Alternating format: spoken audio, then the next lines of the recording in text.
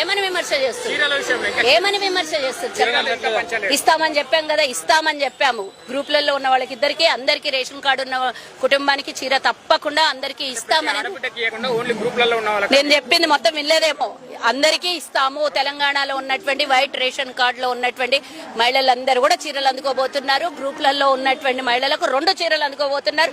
రేవంత్ రెడ్డి గారు మహిళా సంక్షేమం కోరుకుంటూ 1 కోటి మంది మహిళల్ని కోటీశ్వరులను చేయాలన్నారు. వాళ్ళని ఉత్తేజపరుస్తూ వాళ్ళకి ఎంకరేజ్ చేస్తున్నటువంటి మరి ఎవరెవరైతే డాక్రా గ్రూప్ ద్వారా గానీ వివిధ గ్రూప్లలో ఉన్నటువంటి మహిళలకు అందరికి ఎంకరేజ్మెంట్ గా 2 చీరలు ఇవ్వబోతున్నాం. ఇది మా ప్రత్యేకత.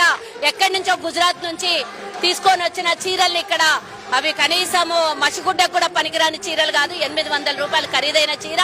తెలంగాణ నేతన్నల చేత నేర్పించినటువంటి చీరల్ని వారికి ఆదాయం కల్పిస్తూ వారికి ఆర్థిక వనరుల్ని సృష్టిస్తూ మా తెలంగాణ ప్రభుత్వం తీసుకునే